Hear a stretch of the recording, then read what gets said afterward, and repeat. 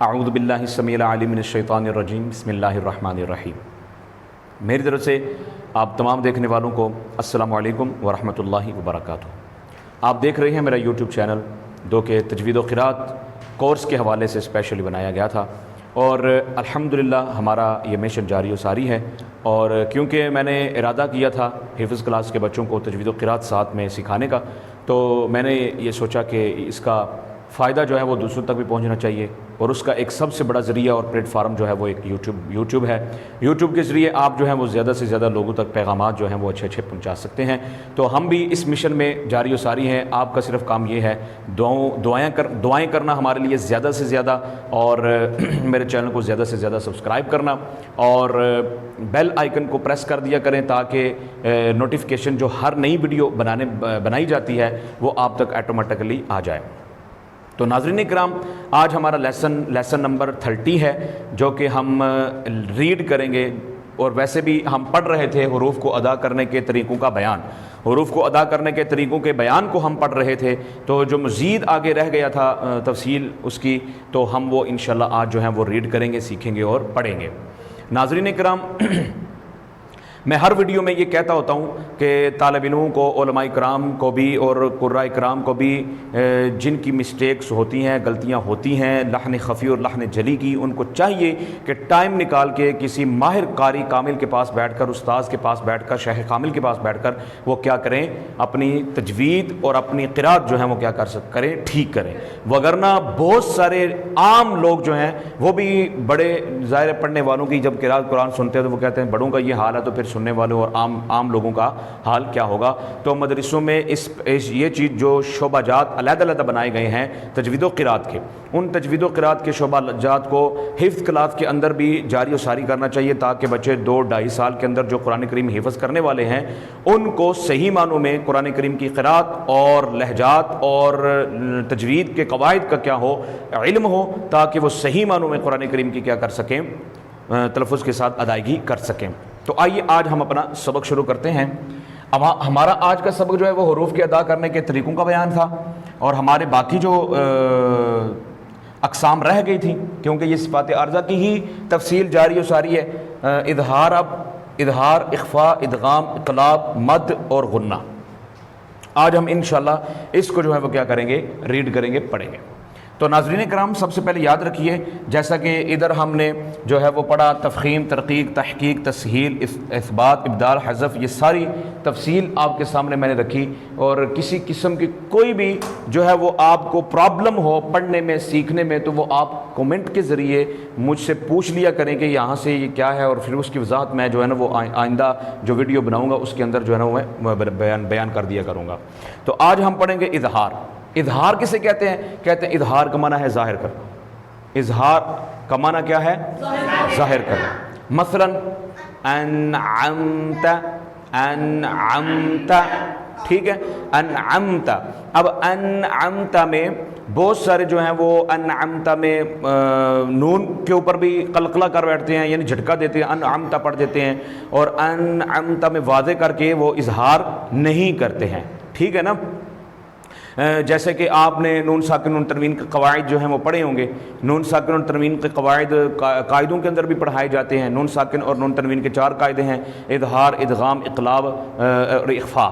اس میں سے جو اظہار ہے وہ اسی چیز کا نام ہے کہ نون ساکن نون تنوین کے بعد جو ہیں وہ حروف حلقیہ میں سے کوئی حرف آ جائے تو وہاں پر کیا ہوگا، اظہار ہوگا۔ تو یہاں پر اب نون ساکن کے بعد عین ہے، تو اب ظاہر کر کے اس کو کیا کریں گے، پڑھیں گے، انعمت، ٹھیک ہے۔ آگے ہے اخفاء۔ اخفاء کا مطلب کیا ہے؟ اخفاء کا مطلب ہے چھپانا۔ اخفاء کا مطلب کیا ہے؟ چھپانا۔ جیسے عام طور پر ہم کہتے ہیں نا کہ اس نے اپنی بات کو مخفی رکھا۔ مخفی رکھنے کا مطلب یہ اسی اخفاء سے ہے، یعنی چھپانا۔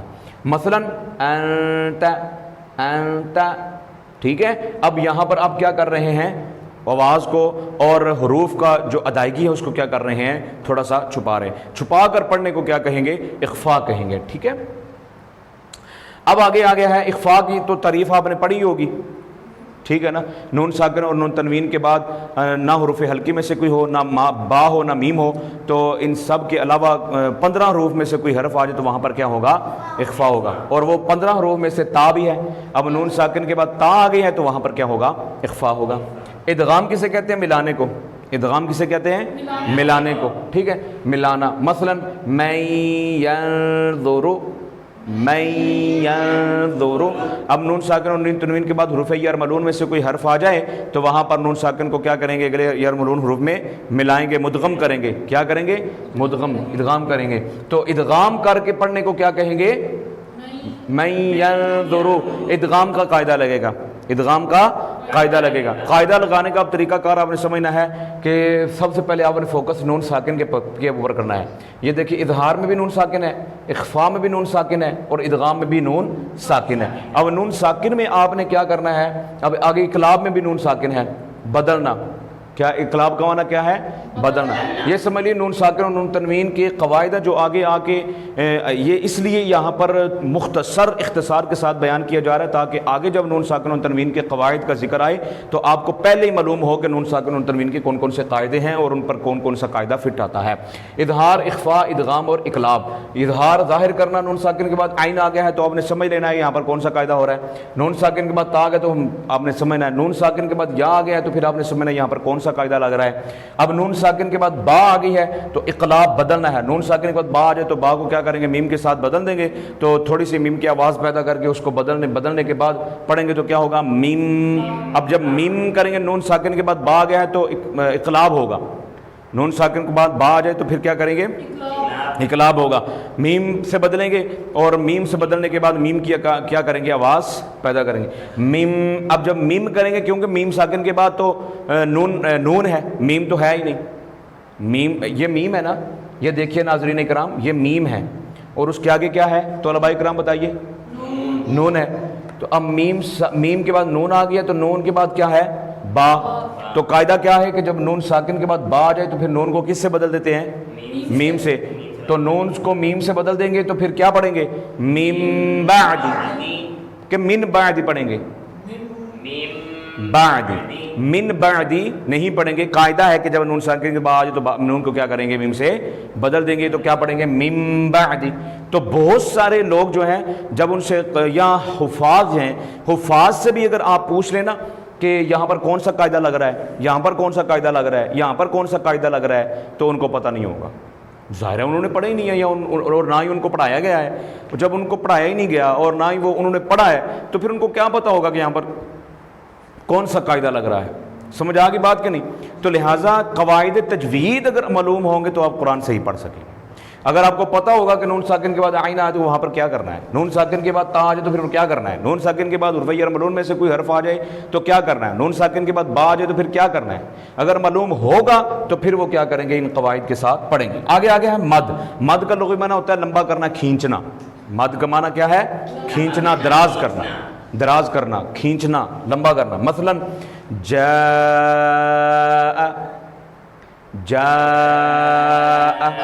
اب حروف یہاں پر مد متصل ہے، یہ مد ہے، مد کا معنی کھینچنا ہے. مثال تو انہوں نے آگے دی ہے، اس کی میں تفصیل آپ کے سامنے تھوڑی سی رکھ رہا ہوں کہ مد متصل ہے. اور مد متصل کسے کہتے ہیں؟ کہ جب حروف مدہ کے بعد حمزہ اسی کلمے میں ہو تو اسے کیا کہیں گے؟ مد متصل. اگر دوسرے کلمے میں ہو تو مد منفصل. ٹھیک ہے. تو ان کو 3 الف 4 الف کے 2.5 الف کے مقدار کے برابر آپ کیا کریں گے؟ لمبا کر کے پڑھیں گے. جا. اور مقدار کی آپ کو معلوم ہی ہے، بند انگلی کو کھولنے میں جتنا ٹائم لگتا ہے اتنا ہی آپ نے کیا کرنا ہے. فار ایگزامپل اگر 2.5 انگل کے برابر اس کو آپ نے لمبا کرنا ہے تو آپ ایسے بند کر لیں، 2 پوری بند کر لیں اور ایک جو ہے وہ تھوڑی سی ایسے رکھیں. جا. بات سمجھ آ گئی ہے نا؟ ایسے بند رکھیں 2 انگلیوں، 2 انگلیاں آپ نے بند رکھیں اور ایک جو ہے یہ تیسری جو ہے اس کو تھوڑی بند رکھیں تاکہ 2.5 الف ہو جائے. ٹھیک ہے. زیادہ تیسری بند نہیں کرنی، تھوڑی سی کھلی رکھنی، اوپر رکھنی ہے. تو جا. سمجھ آ گئی ہے؟ یہ مقدار معلوم کرنے کا کیا ہے؟ طریقہ ہے. اتنا آپ نے کیا کرنا ہے؟ لمبا کر کے پڑھنا ہے. تو آپ دیکھتے ہیں قراء کرام یا تو مد متصل تلاوت کے دوران اتنا انداز اپنا بیان کرنے کی کوشش کرتے ہیں کہ وہ تو مد متصل سے آگے نکل جاتے ہیں. ٹھیک ہے. یا کم کر دیتے ہیں یا بڑھا دیتے ہیں تو اس سے بھی کیا ہو جاتی ہے؟ غلطیاں ہوتی ہیں. تو یہ میں آپ کو بتانا چاہتا ہوں، یہ ساری جتنی بھی تفصیل یہ میں نے بتائی ہے نا، یہ تفخیم، ترقیق، تحقیق، تسہیل، ابدال، حذف اور اظہار، اقلاب، اخفاء، ادغام، غنہ اور مد، یہ ساری کس کی تفصیل ہے؟ صفات عارضہ کی، شاباش، کس کی تفصیل ہے؟ صفات عارضہ کی. اور اگر اس میں کوئی غلطی ہو جائے تو وہاں لہن خفی ہوگا، یعنی مکروہ کے درجے پر ہوگا. اور آپ سوچ لیجئے کہ کتنی مکروہ آپ غلطیاں کرتے ہیں قرآن کریم پڑھتے ہوئے. آگے آ گیا غنہ. ناک میں آواز لے جانے کا نام کیا ہے؟ غنہ ہے. ناک میں آواز لے جانے کا نام کیا ہے؟ غنہ. جیسے حمزہ نون زیر ان، نون زبر نا، ان، ان، جب آپ ان میں غنہ ناک میں آواز لے جانے کا نام ہے، تو آپ جب ناک میں آواز لے جا کر پڑھیں گے نا تو غنہ ہوگا. کیا ہوگا؟ غنہ. ان، ان، ان جب پڑھیں گے تو یہ غنہ کی کیا ہے؟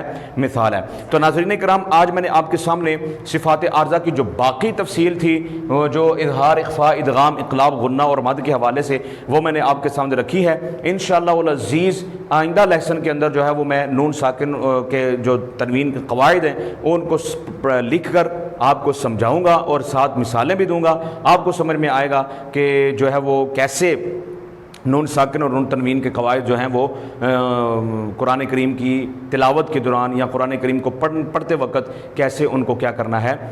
جاری کرنا ہے، قواعد کو فٹ کرنا ہے. تو ناظرین کرام، آج کا لیسن اتنا ہی تھا.